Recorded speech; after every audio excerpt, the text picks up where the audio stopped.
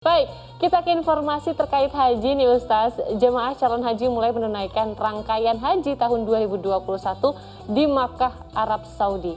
Dari 60.000 jemaah yang diizinkan berhaji, 327 orang diantaranya adalah warga negara Indonesia yang bermukim di Arab Saudi. Jemaah haji gelombang pertama sejak Sabtu mulai menjalankan tawaf kudum setibanya di Makkah sebagai permulaan haji.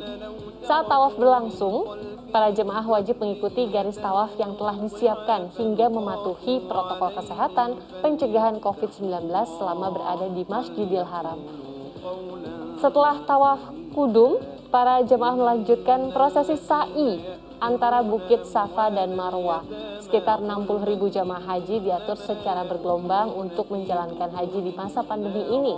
Dari 60.000 jamaah yang diizinkan untuk berhaji, 327 orang diantaranya adalah warga negara Indonesia yang bermukim di Arab Saudi.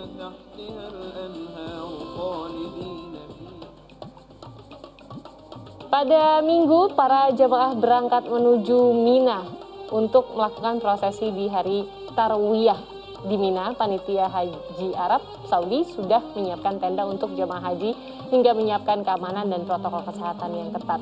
Sementara itu, pada hari Senin, para jemaah calon haji akan melaksanakan wukuf di Padang Arafah.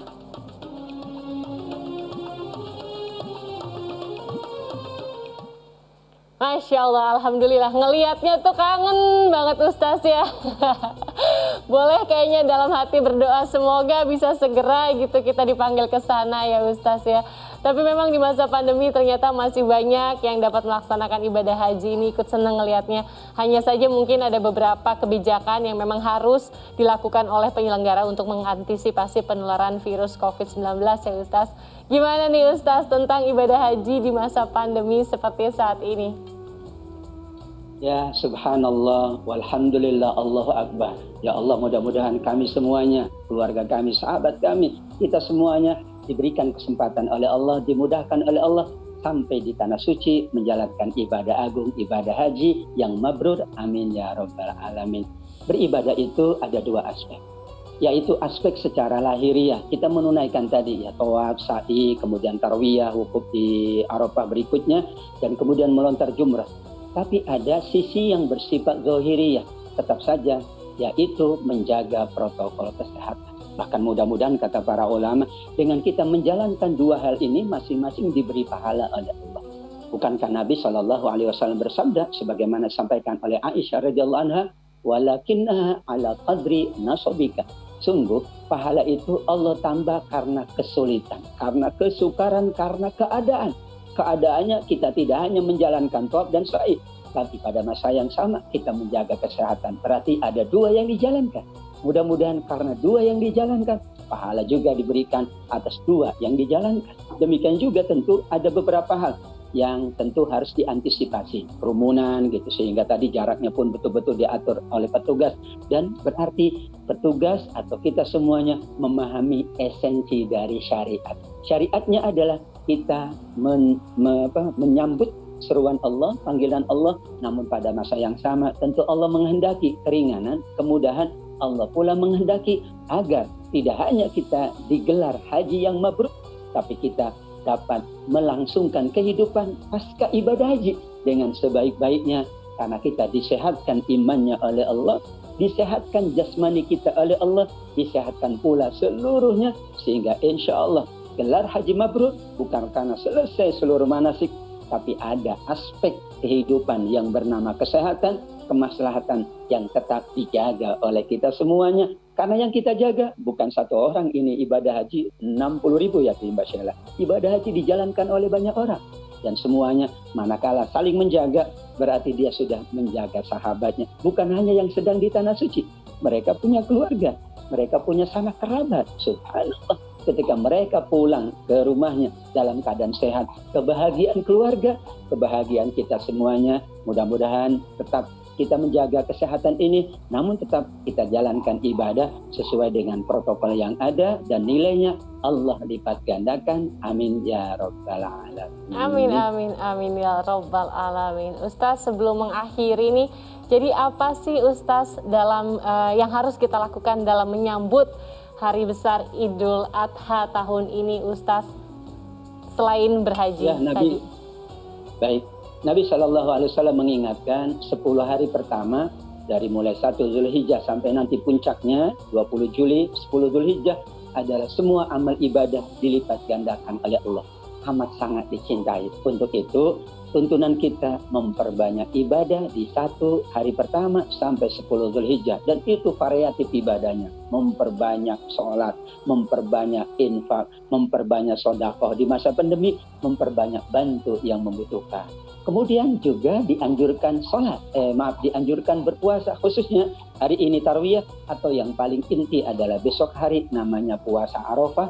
Nilainya Allah hapus kesalahan 1 tahun yang lalu dan 1 tahun yang akan datang. Dan tentu nanti pada puncaknya kita diperbanyak bertakbir. Bertakbirnya tidak perlu keliling. Bertakbirnya bersama keluarga, bersama kerabat. Yang penting lantunan tasbih. Takbir kita itu nanti nilainya, kata Nabi, lebih berat daripada kalimat-kalimat yang lain. Allahu Akbar, Allahu Akbar, Allahu Akbar. Kita lantunkan. Karena itu adalah kebahagiaan. Karena kita diberikan kesempatan untuk berhari raya. Apakah mereka yang menunaikan ibadah haji atau kita yang insya Allah menunaikan Idul Adha.